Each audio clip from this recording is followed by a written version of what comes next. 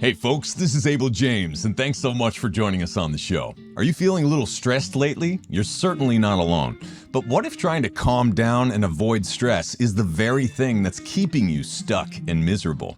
Looking back, have you ever noticed that the moments you're most proud of in life are often the ones that also stressed you out the most? Counterintuitively, instead of beating yourself up for not being able to calm down and eliminate stress altogether, consciously taking on more stress can actually help you perform better. Stress doesn't need to paralyze us or bowl us over. It's a natural energy that can be directed to our advantage. The problem is that our ancient brains can't keep up with modern threats. As this week's guest puts it, tigers of the savanna have transformed into a snarling inbox. I can definitely relate to that. Since avoiding stress is just about impossible, what if we stopped trying to reduce stress and instead learned how to open the floodgates, harnessing our natural energy to use stress as a source of strength, focus, and momentum? In this age of unprecedented technological change and crippling career insecurity, how can we conquer fear and regain clarity and confidence in the face of uncertainty? Today we're here with Dr. Rebecca Heiss, a stress physiologist, researcher, keynote speaker, and author of the new book, Springboard. Her book has been called transformative by the National Science Foundation, and after this episode, you'll understand why. But before we get there, I just want to give a hearty congratulations to all of our wild warriors who joined in and completed the 14-day Eat Wild Challenge in Club Wild with us. The results were incredible. As some of you know, we just launched our new platform completely outside of social media, so all of our challenges can be done on our own terms, in our own house, and with our own people. And so that's a really, really powerful thing. And also, my wife Allison, her first career was as a professional video gamer. As some of you may remember, she toured all around the world, beating up dudes playing video games, mostly first-person shooters like Halo. But anyway, she is extraordinarily playful and also brilliant, and has found a way to gamify a lot of our challenge experiences in Club Wild. So this is just the first of many. We just got a lot of feedback from folks like Jeanette shared that she dropped 7 pounds in the first week. Way to go, Jeanette.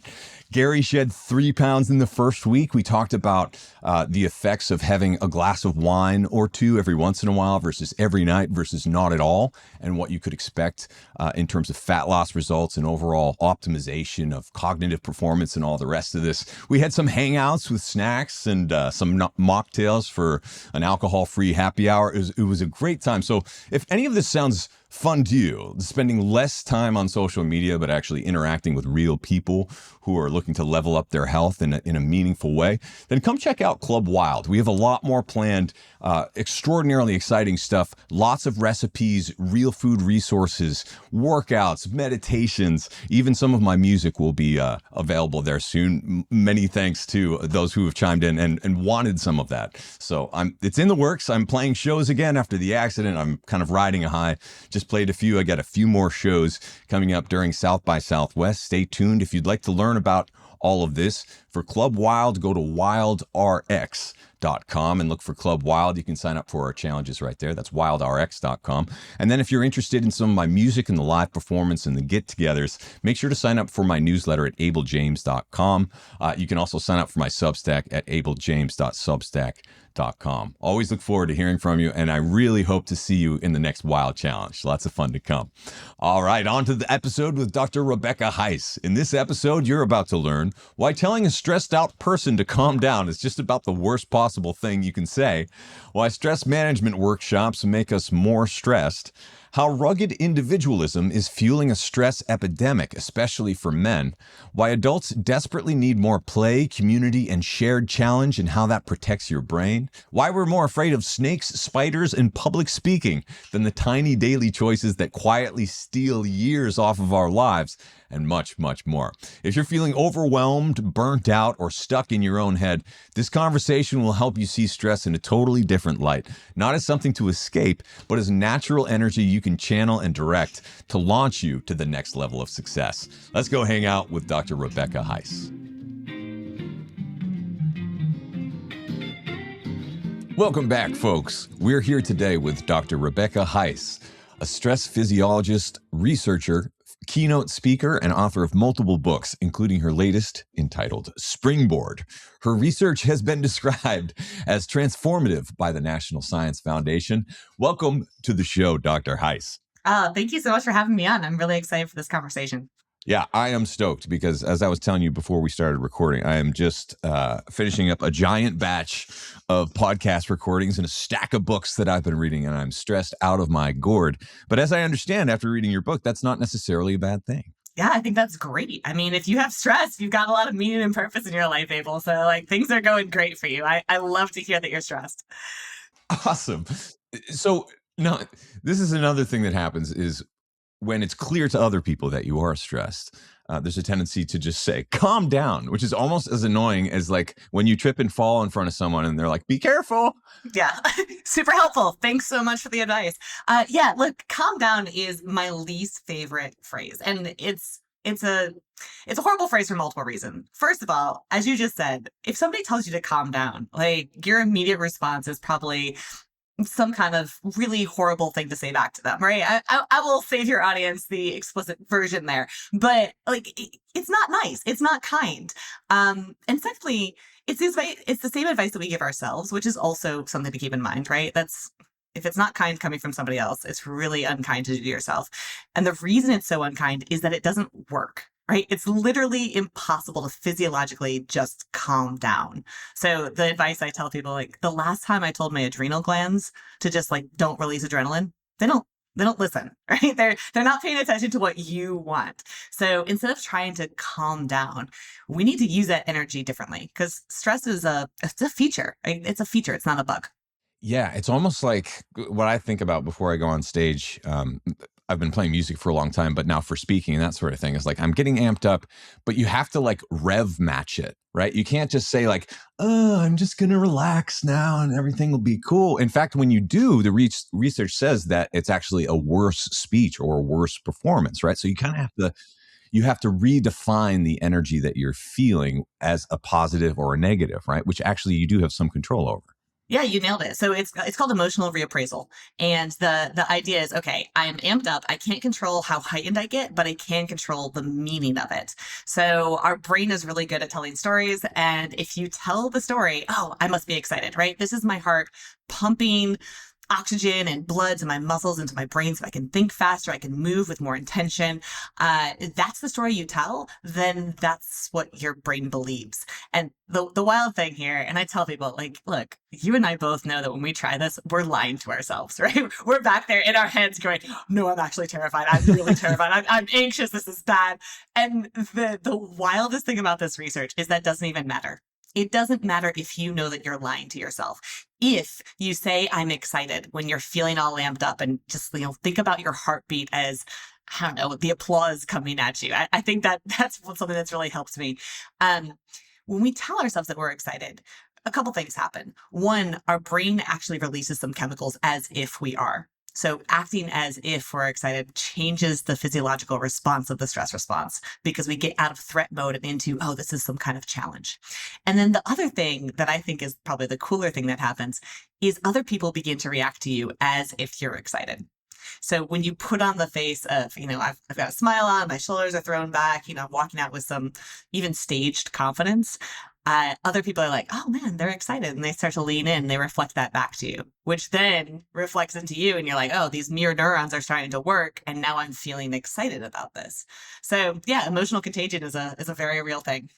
Yeah, and it's not like you have to put a fake Joker smile on your face all the time, but it does work in the opposite way than most people think, right? Like the pencil example, where if you hold it lengthwise, you're smiling. Naturally, you're going to be happier than if you're kind of pursing your lips. I remember this is a really old example, right? Like people have kind of known this for a long time. It's great though. Like this is, I mean, I made students do this the first few weeks that I lectured. I'm not even joking because you can pay undergraduates to do anything, right? So we paid them to listen to me like this. And it turns out, like, even though it's a grimace and it's a forced smile, um, it works. Like your brain actually releases hormones as if you're happy, as if you're smiling. So, most people think, as you said, most people think that we smile because we're happy, but in fact, we're happy because we're smiling. So that faking it till you make it kind of thing, there's something there. But I like the as if thinking a little better than the faking it because it's not as much faking it as to me, for example, if I am going up on stage or I'm playing a song, it's like the song is going to be better if I'm like a little bit shiny about it, right? Like if I'm putting on a good show, if you're not willing to put on a good show and just be who you are, I mean, I guess you can be present that way, but like I am not good enough for that, right? I need to like put on a good show intentionally in order for that to happen instead of just letting it happen. Maybe I'll be there someday. I don't know.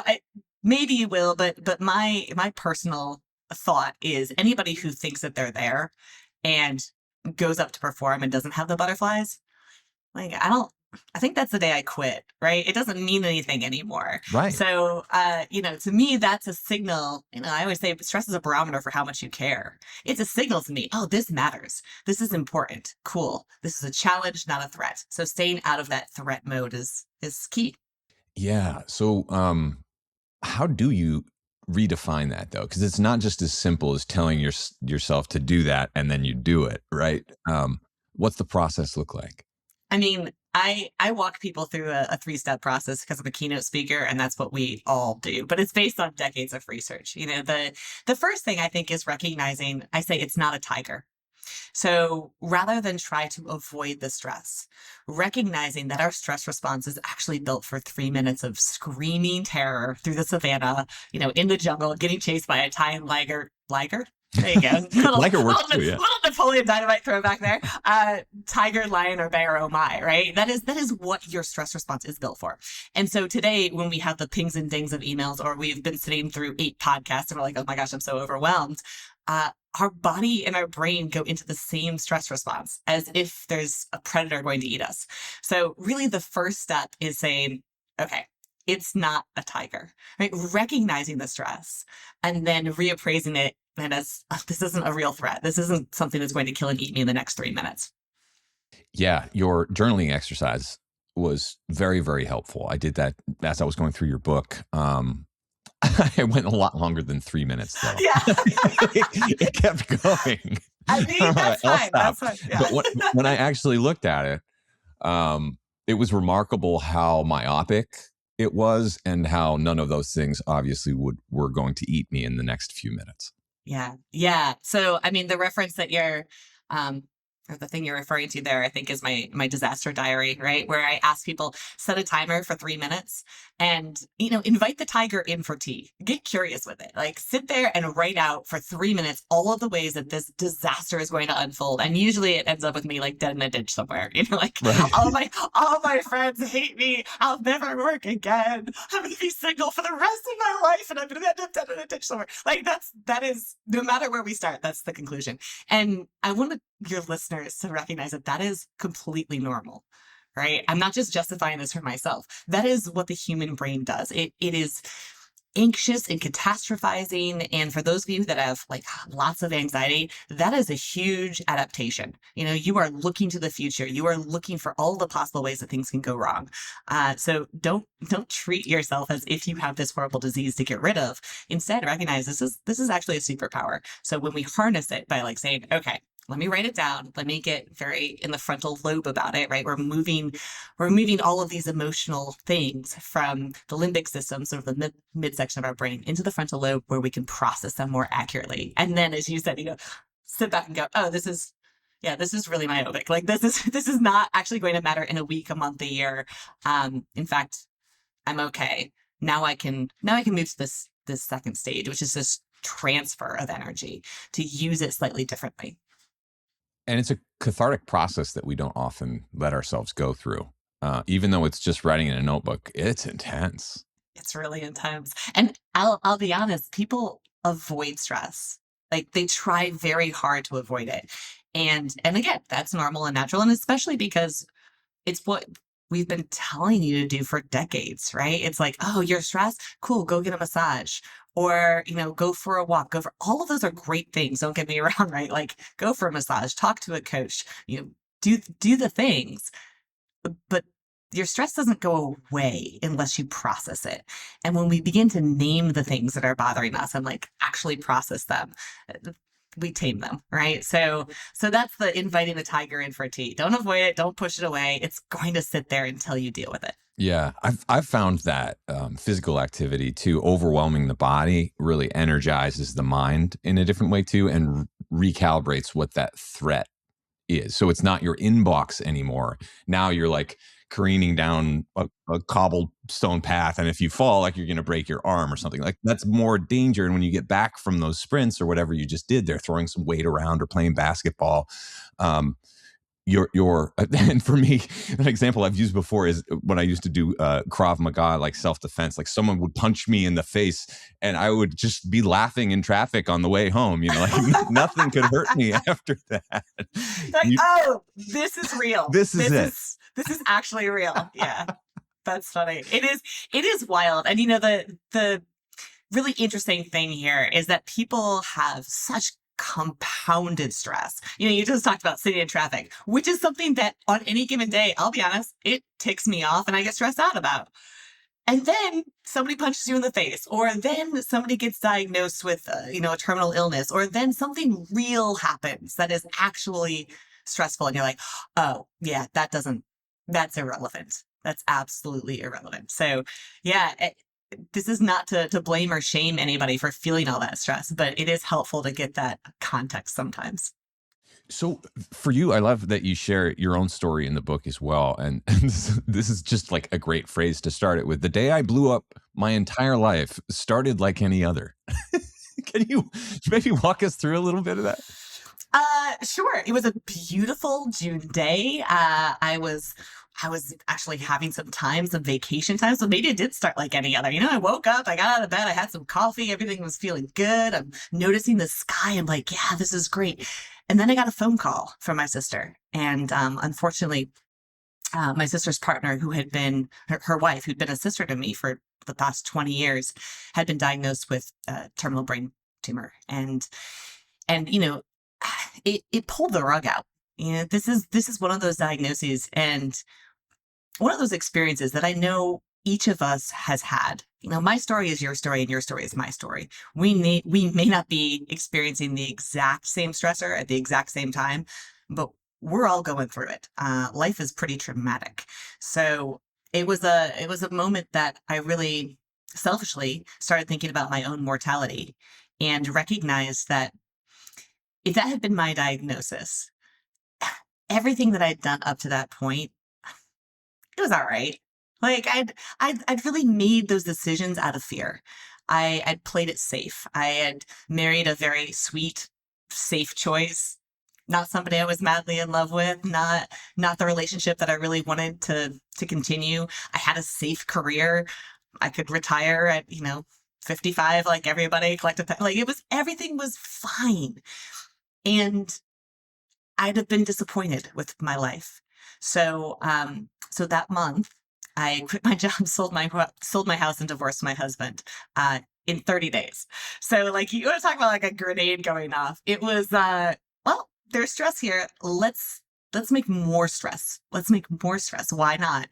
And I'll tell all of your listeners that may not be the right choice. I'm not saying to go out and do all those things and blow up your life, but I do want to encourage each of you to really assess your life and ask yourself, like, where am I playing sick? Where am I playing safe? Where am I playing small? Because so often stress will box us in, and we think that we're protecting ourselves from all the stressors, all the tigers out there, when in reality, we're caging ourselves, right? We're actually making it more dangerous, because the power of regret is pretty strong. And to your point, the brain is really good about calculating or worrying about things in the future, um, estimating risk and being obsessed with that whole thing. But it's not so good at calculating the cost of inaction right now. It is so bad at that, in fact, because it's really based in your brain is your whole job of your brain is to keep you safe. So the cost of action, easy to measure, right? Might get rejected, might fail, might screw up, might be judged. All of those things are really, really painful for your brain, because literally your brain's built for the world of our ancestors, where if you got rejected, if you got kicked out of the tribe, you died, right? Like, you can't make it out there alone. So our brain is super sensitive to those things, which makes us incredibly risk adverse. And in an environment that, I'll just be very honest, like, I'm very privileged in that, I have resources. I live in I was born in the States. I'm a citizen. I have some advantages there, and I'm not going to die if I lose my job. I'm not going to die. I have family that I can rely on. So I was lucky to be able to do that. And um, my brain fought me the whole time. Like, no, no, no, no, no. This is way too dangerous. But that cost of inaction that you refer to is so powerful because, people on their deathbeds always talk about the things they didn't do. And the reason that regrets kind of fester is that we never have data, right? If we go and we do something, we have data. We're like, oh, that was good, that was bad, that was this, that was this. I'm going to pivot. I'm going to try this. But if you don't, it's always that big question mark, that unknown. And those are big. How did you persevere during such a time of uncertainty, right? Because like a lot of people, they say that they want to up and leave that town their entire lives and never do, right? So what's the thing? Because it's inherently scary and you don't know what's going to happen.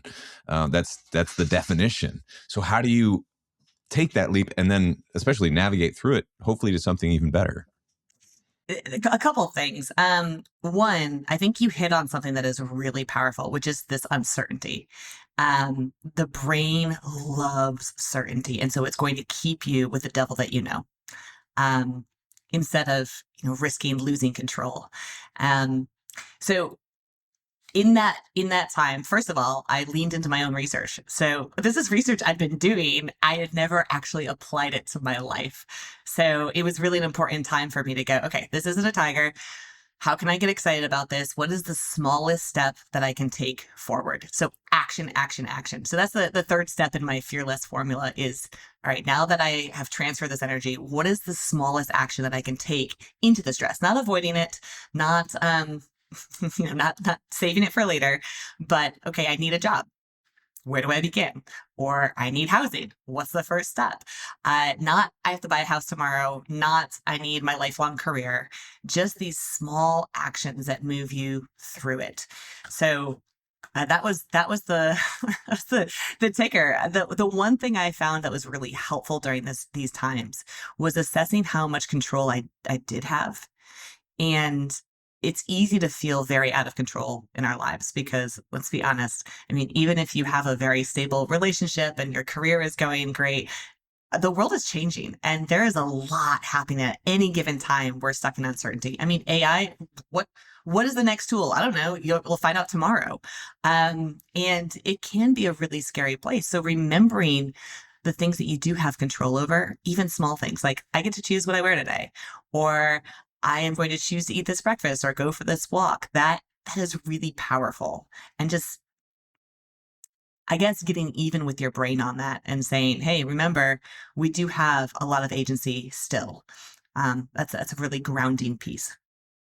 Speaking of AI, I wonder if you've noticed something similar. A lot of the smartest, most successful people I know who I've talked to about it do not feel secure at all in their jobs, in their fortune, in their lives, in their relationships, or in anything. Like a lot of the most secure from the outside looking in people feel the least secure about the future that we're looking at. Um, wow. So, what do you do about that, especially in the face of like whether you've been working many years in a career, you're starting a new one, or you're just starting off? Like, what do we do about that sort of uncertainty and stress? Yeah, I love this. I just released a whole series on AI and stress because look, I don't know. And anybody that tells you and like anybody that tells you they know, I mean, I wouldn't believe them because we don't know. And the thing to remember, I think, in all of this is we didn't know what the computer was going to do. We didn't know what the washing machine was going to do. I mean, when the washing machine first like was invented, people were like, "Oh my gosh, what will women do with their time?" Like, what? Like, what? It's so What? It's ridiculous. So I think there's been many points in history, and yes, we can always say yes, but this is unprecedented. Yeah, of course, and it's always unprecedented until it happens, and then we move along. My biggest advice on AI and utilizing it and seeing it as an opportunity rather than a threat is just that. It's to stay out of this threat mindset of, oh my gosh, I have to learn everything and everything's going to change tomorrow. And AI has been around for a decade. And yes, it's accelerating, but okay, take the small step. Play around. Play. This is one of the best things that adults do really, really poorly is play. So rather than mandate, oh my gosh, I have to learn ChatGPT and Claude and I don't know, 17 other things in the next week, get on Claude and see if you can, I don't know, improve your emails for one day. Just play. Or play with it in a really absurd way, ask it for try and break it or ask it for workouts or like the craziest recipes or something fun so that it becomes less of a threat and more of a challenge. And as you're playing, your brain is going to learn and adapt and maybe find new ways to use the tools. But I think one of the biggest mistakes that we're seeing or that I'm seeing across organizations is people mandating, okay, you have to use this tool and this is how we're moving it and we're rolling it out. And people are like, whoa, whoa, whoa, whoa, because this threatens my identity, which is huge, right? This threatens, how I operate. It threatens my competency, and all of these changes at once are pretty scary. So making tiny, tiny moves into that world, I think, is the way to go. But I'll say one more thing about this, and it's probably because I didn't say this before when you asked me how I got through that time. The other piece, under any massive change, look for others. Like surround yourself with good people because AI is not going to replace empathy. It's not going to replace connection. It's not going to replace that very human piece, that very human side. And one of the things that stress does that I don't think we give it enough credit for is the second major hormone of the stress response is oxytocin. That's like the cuddle hormone, the connection hormone, the like, let's get through this discomfort together hormone. And so leaning into any stress or any big change with other people is going to be a lot more powerful and palatable. Yeah, I actually just did an interview with an expert in groups and team building who basically shared research that said that you shouldn't have them hang out with each other at all before they have something to do together, something to get through together where they're building, they're helping each other, they're taking on roles or whatever. That's how they get to know each other and actually build trust and bonds with each other and get that oxytocin release, which is one of the strongest ways to build a group is against some level of challenge or adversity. So don't just like throw a retreat where they can all do whatever they want and hang out. Like it's actually important that we do things together as humans. And that's a really powerful way to make real relationships. Yeah, it's funny. Like, I mean, I'd like to say our brains are super positive and like, yeah, let's just hang out and have a good Sometimes. time. Yeah, they're not. They're just not. Our brains are literally wired for what's the threat? What's the threat? And so like creating a threat, whether there is one or not, can really bond people. And I always say create a common enemy, whether that common enemy is apathy, whether it's poor quality of product, whatever that is, have it. I mean, whether it's and don't make it AI. Don't make it AI, but like, maybe it's a quality that AI has that you can fight against and tweak using AI. I mean, that is a cool way to get people to bond for sure, is having something that is bigger than themselves. I always thought if we could have world peace if just we'd have some extraterrestrials attack, like this humans would come together. We would come together around that. I don't know. Well, this kind of goes along with that, and is shared in your book. Rugged individualism is a major contributor to the stress epidemic, and I think a lot of Americans, myself included, are very proud of our rugged individuality and our sovereignty and our freedom and these other buzzwords. Right? In other places in the world, it's not thought of that way, and having experienced far too much isolation, especially during the pandemic and having a good taste of that. Now we understand that that's not best for us either. It's not. It's not. And I will say, gosh, I don't want to take this down a completely different rabbit hole here, but I will say in particular, I really worry about American men. I really worry about American men because we don't allow them to have deep, meaningful relationships. Um, the only emotion you're really truly allowed to have as an American man is anger. That seems to be acceptable.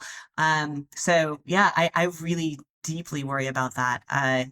Women seem to be a little, um, it's easier for us. I will say culturally, it's easier for us to maintain friendships and have this deep connection. And it is natural, a little bit more natural for women. But yeah, I worry about you guys. Well, the issue is that stress tends to isolate us even more, and in that isolation, we kind of build more anxiety, and then we are less likely to leave the house, which leads to self-loathing and less confidence over time. So, how do you get out of that sort of spiral, especially en masse at this point? Yeah, this is well, I'll speak directly to the men first because this is an evolutionary biology problem in that men are incredibly hierarchical in the way you show up because oh gosh, do we really want to go here? Please go This ahead. is okay. All I've right. already been canceled. I mean, so this is it's a result of how we reproduce. Frankly, sperm is cheap, right? And so a single man can have all the mates. And so really it is so important for you to have status. And status in modern times equivocates to money, power, influence. And so if you are spiraling, if you're like worried or concerned or have, heaven forbid, any sign of weakness, the last thing you want to do is show another dude because they're going to swoop in and take all the girls. Right. And I know none of you are thinking this consciously. This is not a conscious stream of thought. This is just the way our biology is set up. And so as a result, yeah, that isolation becomes even more extreme. I think one of the most powerful things that any gender can do is find community to help. So when I say that, I'm not saying ask somebody for help. I'm saying go out and volunteer. Hear me on this. So there was a study done, I think it was 2013. Oh, don't quote me on that. It was recent. It was very, actually maybe more recent than that. But they looked at 90 different workplace interventions to help mitigate stress. And the only one, a lot of them made them worse, by the way, Yeah. like things that you Stress think about, like I said, management yeah, groups, stress management turns out pretty bad, pretty bad. Don't try and reduce your stress. It actually makes it worse. That was my research this year. Yeah, we looked at people trying to reduce their stress. It's like 70% had increased stress levels. Like, all right, that's a fail. Yeah, so back to this research, 90 different workplace interventions. There was only one that actually helped to mitigate stress, and that was service to others. So when we reach out, even though we're not reaching out to solve our particular stress, but we're helping other people, we're finding community there. And that giving back turns out helps to help us as well. And I love that. I think that's so human. that's even better than the shared challenge, right? Because you get that, plus you're actually doing something for the betterment of others at the same time, which, yeah, I've been in a few groups that kind of started off that way and built some incredible friendships just out of things that didn't seem like. I guess the other piece of that is that we have a tendency to think that we need to be doing things really, really hard and intensely. But like you said, playing with AI a little bit, or just doing something where it's a low stakes community service event. It's not like you need to be gunning it 8 hour, like 9 to 5 job style. It's like you're there and you're just kind of helping out.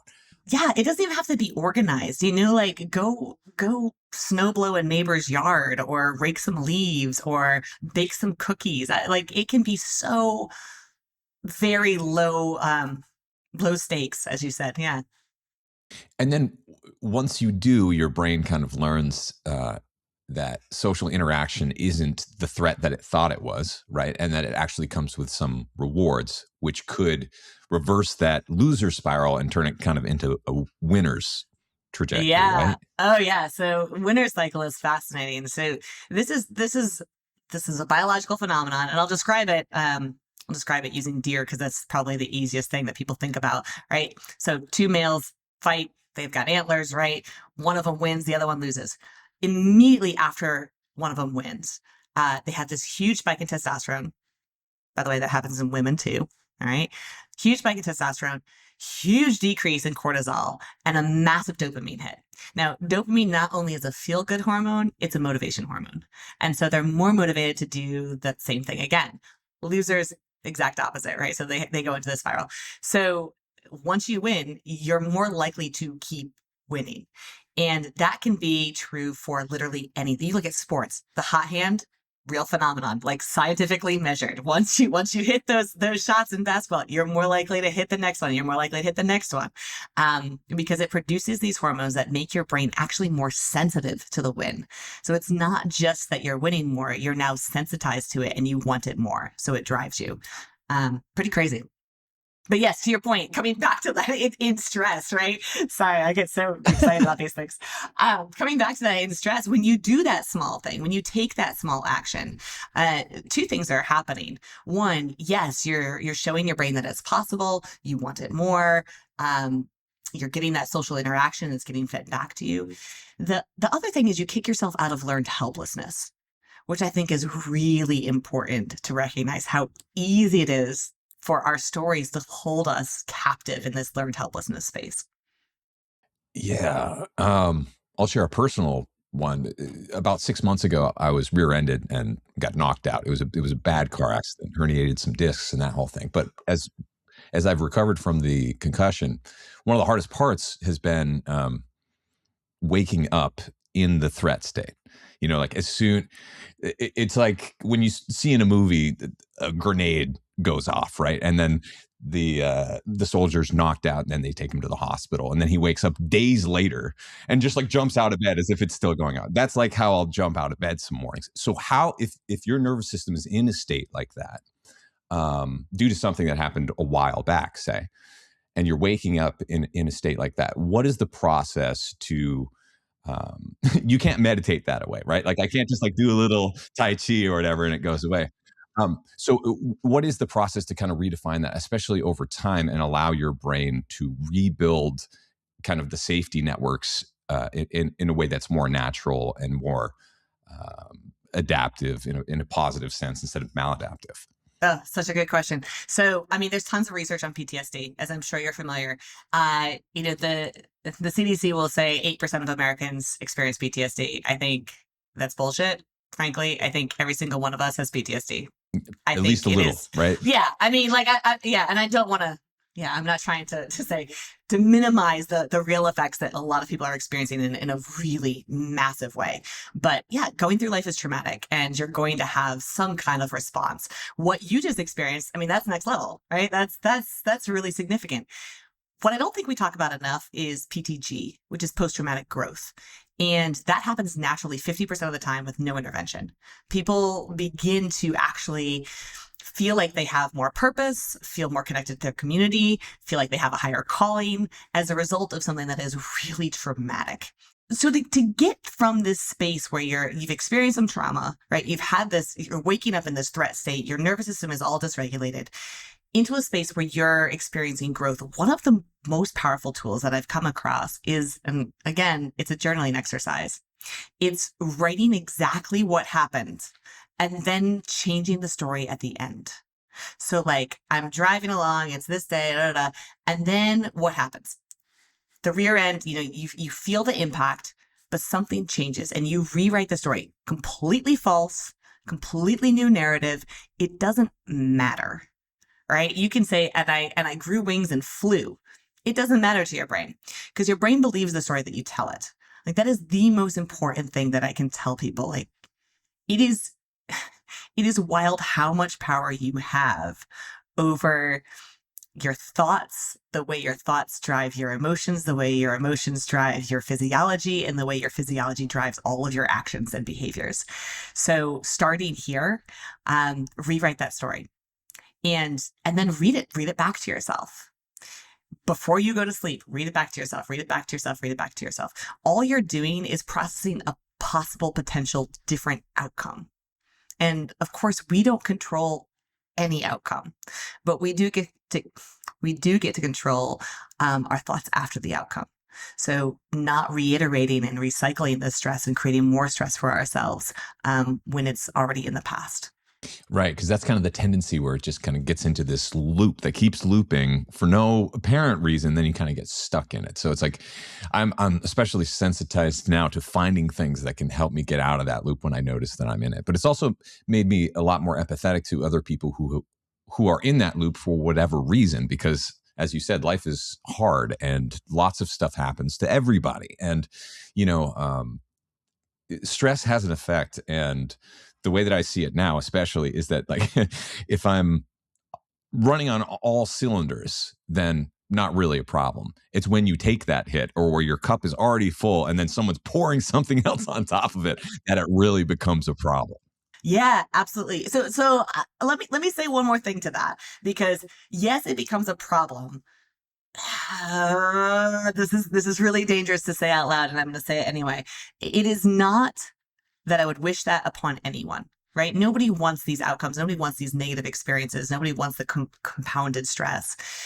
And the story you tell about it is way more important than the amount of stress that you have. So this was a 2013 research where we looked at 30,000 Americans over 8 years' time. And the short version is that people with very high levels of stress who believe that stress is bad for them die at about a 43% higher mortality rate, right? Like that's bad news, y'all, because a lot of us are out there going, oh, that's me. I got high stress and I believe it's bad. So guess that's my outcome. The most fascinating piece of this study was that people who had that same very high level of stress, but simply believed that that stress wasn't necessarily bad for them. Maybe it was just energy. It didn't even have to be good for them, right? They had the lowest mortality rates of the entire study. So lower than people who had very little stress in their life. What that means is that people aren't dying of stress. They're dying from the belief that that stress is negative. And that is a really hard pill to swallow. I trust me, I went back to that study about 16 times. I'm like, they screwed this up. It's the same thing when I look at any of these placebo studies and I'm going, oh, come on, that's not possible. Well, once again, I'll return to the fact that your brain is an incredibly powerful storytelling machine. And the more stories that you tell that are positive, the more your body and brain will lean into that. Yeah. And so it's not like you've achieved peace, inner peace or whatever. It's more like you've achieved peace with the fact that life is hard, right? You've achieved peace with the fact that like you're going to continue to navigate and keep going no matter what happens. And so that's not a bad thing. It's just life. It's just kind of a different philosophy, right? As opposed to feeling I think guilt, shame, and weakness for being overstressed, right? 100%, 100%. And like, let me ask you this. Think about something that you're super proud of, some accomplishment or something that you did that you're like, wow, I can't believe I did that. Well, how stressed were you at the time? The most. Yeah. Yeah. And so I don't think we want to get rid of our stress. I think that leads to a non-meaningful, non-purposeful life. I think this actually adds so much to our lives when we frame it. And again, I'm not wishing horrible things to any of you, but I do wish that you lived really stressful lives, because I think that that is actually a blessing. So yeah, maybe we can just go dig a little deeper on the eustress versus distress. I hate this. I hate this. I Do hate you? this. Yes, I hate this, Abel. I think this is actually the problem. I think this is the problem, because people are like, oh, well, like I just have eustress in my life and so I'm good, because eustress is the good kind of stress. What makes it good? What makes it good? It's the story you tell. Like distress. Oh, well, it's too much. So now I'm all right. So let's just walk through this, because there is a Yerkes-Dodson curve that incidentally was built 100 years ago based on like 5 mice. But whatever, that's fine. It's irrelevant. The Yerkes-Dodson curve is how we look at stress and performance. And essentially, it's an upside down view, right? Think of a normal curve. And the idea is stress is good. It helps your performance to a point, and then you crash. Okay. Sounds logical. Sounds like how all of us think about stress. The problem is, what's that point? And that point, does that point exist? Because I think about Olympic athletes all the time. And when are they breaking world records? It's not at practice, right? It's when the pressure and the stress is at its peak. They're stressed out of their gourds out there, and they're performing at their peak. So I think this is a myth. I think this distress thing is a myth. Now, is there bad stress out there? Sure. There are bad stressors. Getting diagnosed with cancer, that's a horrible stressor. I wish that upon nobody. But the stress response that you have to it, that's energy. You get to tell a story there. So I think this separation between the stressor being good or bad and the stress response being not good or bad is. It's just energy. I think that's really powerful. So the eustress, distress, like fine. If you stick to that being the stressors, not the stress response. Yes, got it. Um, and a lot of us don't feel like we have that amount of control over our response to stress. But that's probably why it's so important, because when you can harness it that way, then it's like this incredible superpower where you get to write the narrative. I think it's also really critical that people understand that it doesn't have to be real, because it's more of like an emotional loop that you're closing, right? Or redirecting in your brain, and one that is not working correctly. So it's important that you clean it up. 100%. Yeah, it doesn't have to be real. I mean, look, one of my favorite studies, we looked at, I'll just set it up real quick. So we had people that had a full fat milkshake, right? And people that had the diet milkshake. Are you familiar with this study? Yeah. Yeah, Okay. but keep going. All right. Yeah. It's the exact same milkshake, right? You just tell people it's different. So the people, drink the full fat, like, oh my gosh, I'm so full. This is crazy. This is wild. Exactly as you would expect. The people that drink the diet, they're like, oh, I'm starving still. Their ghrelin levels change. So this is your hunger hormone. This is not just thinking that I'm full because I had the full fat, or I'm hungry because I had the diet shake. Again, I want to repeat, the shakes were identical in calories and all of the things, but because of their belief, their entire physiology changed. Like, that's real. That's actual physiological changes in the body that are affecting your behaviors based upon what you think is happening. So if we want to go back to the stress response, like the stress response is going to happen. It's going to happen. Great. Let it. That's energy that my body is giving me. Again, this is not something that is broken unless we tell the story that, oh my gosh, I'm broken. Look at how anxious I am. Nah, man, you're getting great energy from that. Use it. Like, again, stress. Think about the stress that you put your body under when you go for a run. You're an athlete. Like, you're working out all the time. You got punched in the face, right? Like, these are massive stressors. And you're like, this is great. It's so healthy for me. Like, my cortisol is through the roof. Thank God I went for a run today because I increased my cortisol levels. It's wild, right? So, yeah, so much is the story that we tell. Yeah. It's kind of one of those water in your ear things where it's like sometimes you get a little more water in there to get it all out. That's what I do with my I sprint, like that by the way. analogy. Yeah, something like that. It's not pretty, but it works. So now let's talk about logically how our fears are not in any way aligned with what they should be, with reality. Like we fear sharks and snakes, for example, over actual threats. So maybe you could just talk about that a little bit. Yeah, this is my favorite. So this was a survey that was done about 7 years ago, asking people their deepest, darkest fears. And, immediately I'm like, oh, death. Some people are going to say public speaking, which is high on the list, but public speaking actually falls above death, which is like not logical at all, folks, right? Like but it makes sense, right? You're exposed in front of all of your peers, high potential for rejection or failure, really scary stuff. The number one fear is snakes. The number two fear is spiders. Like these are not logical at all. Nobody's running away from snakes and spiders in their day-to-day life. Unless, I don't know, you're living in Australia somewhere and having to deal in the outback. I don't know, like maybe. But even so, like the number of people that die of snake bites or spider bites is so minimal. If we were logical, the number one fear I think would be a Big Mac and fries. Like, that should be terrifying. That should be like the laser beam of an AK-47 pointed directly at your heart. You should be absolutely terrified by that, because the number one thing we die of is heart disease. Still the number one killer. But our brain stories are stuck in the ancestral past. So like snakes, spiders, oh my gosh, those are terrifying things for our ancestors. They should have been, because,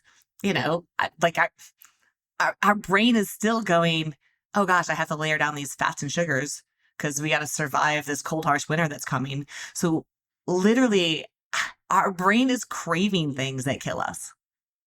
Like, full stop. Your brain is craving something that kills you because its story isn't updated.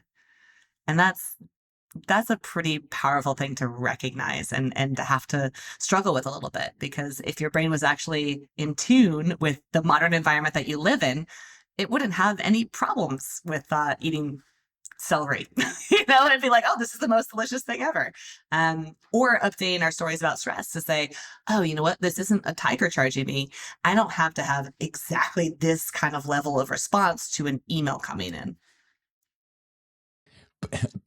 I wonder if there's a way to redirect our fear of death to something that makes more sense. Because, like, what, as you say, like, what actually contributes to it is the little stuff that you do every day. But it's just like a minor tweak to your lunch that could cause you to die 25 years earlier, right? Right? Than Yeah. otherwise. Like, that's a Yeah, that smoked sausage, massive man. difference. Get it out. Get it out. Yeah, it is. Yeah. It's massive. And yet, unfortunately, and this is part of the struggle with your brain is it is just not built for this world, right? So we can tweak it, but we're basically updating hardware constantly. It is in there, it is wired a certain way. And in evolutionary biology, we talk a lot about adaptive peaks, right? You're not going to get the ideal brain. You're stuck with what you got, and you gotta tweak it a little bit. It's why our knees and backs don't work, because you'd have to go off the peak down this big valley to come back up to a better spot. And nobody's reinventing their brain. I mean, maybe we will with AI, who knows? But you're not getting there tomorrow, right? So I think these moments of just consciousness, of getting out of that automated instinctual behavior and saying, wait, what is my brain actually asking me to do here? Why is it asking me to do this? Like, why am I driven in this direction versus that direction? And really processing that on a conscious level it's a win. Yeah. Now, how about this phenomenon? When stressed, most people have a tendency to reduce the amount of self care. I know this happens to me too, and I'm kind of befuddled by it. It's like, why am I not trying to make this better? Or am I actively making this worse? What is that This is tendency? it's so wild. So this was from my research this past year, and that blew my mind. I was like, wait, what? What? I think here's what I think is happening, and I don't know. This is just my hypothesis. I think two things are happening. I think one, we're avoiding it, right? It becomes like I'm just not going to process it, and so we just push it on the shelf. And the other thing is, I think self care becomes one more thing to do. And if I'm stressed, the last thing I'm going to do is add to my list of to dos. And so that phenomenon, it is really interesting. I do think most of it is avoidance, though, because we're told, like, pull yourself up by your bootstraps, like, get back in there, and oh, you're having a problem, good, go fight with it, right? Whoa, whoa, whoa, whoa, whoa, whoa. Or take a moment, take a beat, figure this out. Yeah, recognize it's not a tiger, invite it in for tea, see what you need, ask. Curiosity is really powerful in these moments, right? Asking your stress response, what are you here to help me to do? I think is one of the most important questions that you can ask, because first of all, it frames it as something that's helpful, right? Rather than something that's harmful. But what are you here to help me to do? Because obviously it's being set off because something is important, and it's trying to help you move through this. So what is the next thing that I need to do with this? And maybe the answer is go take a bath, or maybe it's, go help your neighbor, or move your body, or take that first small step that addresses the stressor itself, which is the one I'd recommend. But all of those things are really important. Just ask yourself some questions, get curious in that moment. And if you're dysregulated, overstimulated, angry, frustrated in one of those states, what are some good ways to, I guess, number one, recognize that, and then hopefully cycle out of it too? Yeah. I mean, recognizing it, I think, is 99% of the work, Yeah. honestly. I have gone so far as to set alarms throughout the day, like every hour, if you want, every 2 hours, if it's not going to be too disruptive. And literally, I take 30 seconds and just check in with myself. Is a forced check in, like a little, okay, what's on the forefront of my brain? Where am I driving? How am I feeling at this exact moment? And just, register. Is my heart beating a little too fast? Am I breathing shallowly? That's a big indicator. So when we're stressed or anxious, we breathe very, very shallowly. Doing a physiological sigh in that moment is incredibly important. Like, so breathing in as deeply as you can through your nose, taking a little extra sip, and then releasing it out. Long exhales, y'all. Not long inhales, long exhales. Reset and signal to our vagus nerve that we're okay. Everything's safe here. Yeah, that noticing is huge. I would say when you do notice, give yourself the 3 minutes if you can to move through that stress response, because otherwise it's going to sit in the back like a little knot and just be there, just waiting for that weak moment where that next, straw drops on your camel's back and just you're going to explode. So I say spend those 3 minutes, journal, squeeze something, do something physical if you can, and really process the stress as it's coming. Yeah, and that point, I think of it as just like you're just a kid having a tantrum. Like you kind of just need to take a nap, right? It's basically the same thing. Oh my gosh. Oh my gosh. If we were more like the rest of the animal kingdom, this is tigers in the wild. They go hunting, they fail. About 80% of the time they fail. You know how stressful that would be to a human? Like, can you imagine failing at your job 80% of the time? Like, you would be walking around like, oh my God, I'm a terrible human being. What are my friends gonna think? I'm never gonna get a mate. Like, you would absolutely create more stress with your thoughts. Lions, tigers, whatever, they just take a nap. Immediately afterwards, they take a nap. And I'm like, Yeah. oh, I failed miserably. I had this massive, take a nap. Yeah. But give yourself the permission to not create more stress with your thoughts. I think that's one of the biggest pieces. Like, there's enough stress out there. You don't need to be compounding it with all of your thoughts.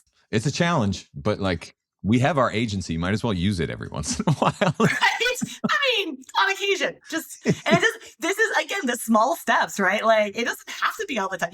Nobody's going to be conscious most of their lives, truly. Like, just every now and then check in, like have a conscious beat. Use the alarms if you need to. Just go, woof, where am I? What's going on? All right, cool.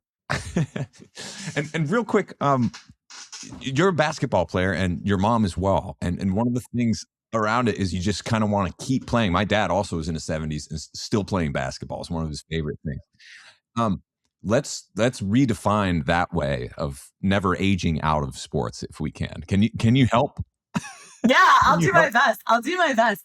One of the things that I'll give a really brief background on this. My dear friend, her wife was diagnosed with terminal cancer, and again, another one of those moments that just pulls. And we're sitting around, like all of our friend groups sitting around, like, what are we gonna do? What are we gonna do? What are we gonna do? And we're leaning into each other. And I think this is really the power of community and stress is so huge. And we talked about legacy and what we wanted to leave behind. And I was like, I don't know, we're all athletes. I miss playing basketball. I miss that community. I miss that team. And I started pulling her wife out to shoot hoops with me because she's an old basketball player as well. And pretty soon we're like, wait a second, what? There's so many women out there that would probably still play if we just had spaces to play in. And so we created a whole nonprofit in this really stressful time, y'all. I want you to hear this.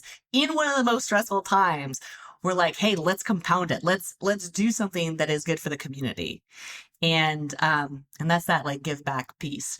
And it was so powerful because not only did it help us, like we're out there moving our bodies, we're playing, but as more women joined, they're telling us stories about, oh, I just went through a divorce, or I just lost my job, and having this space that we can be in together and moving our bodies and have community. It's so powerful. And we lose that as we age. Like little kids, they've got all kinds of programming and like sports and school and after school activities.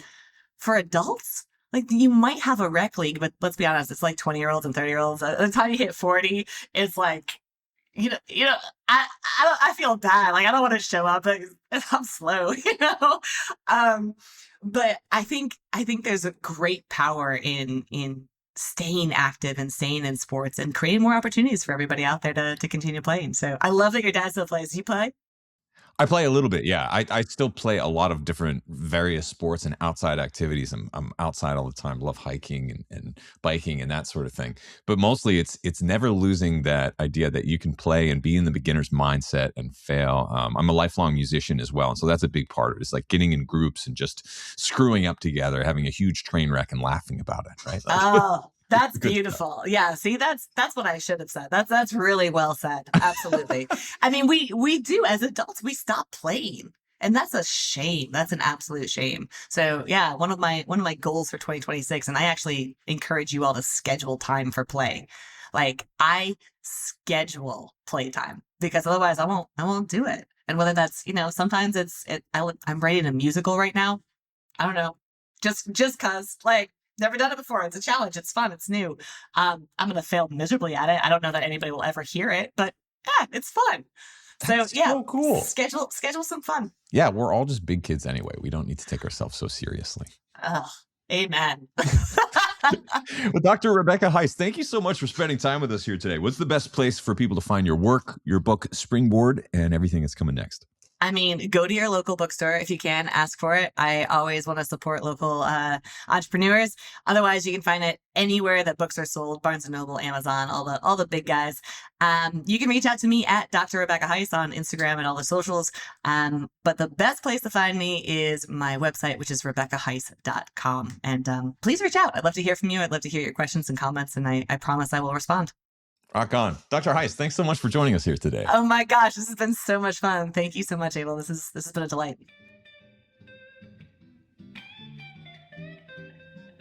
Hey, Abel here one more time. And if you believe in our mission to create a world where health is the norm, not sickness, here are a few things you can do to help keep this show coming your way. Click like, subscribe, and leave a quick review wherever you listen to or watch your podcasts. You can also subscribe to my new Substack channel for an ad-free version of this show in video and audio. That's at abeljames.substack.com. You can also find me on Twitter or X, YouTube, as well as Fountain FM, where you can leave a little crypto in the tip jar. And if you can think of someone you care about who might learn from or enjoy this show, please take a quick moment to share it with them. Thanks so much for listening, and we'll see you in the next episode.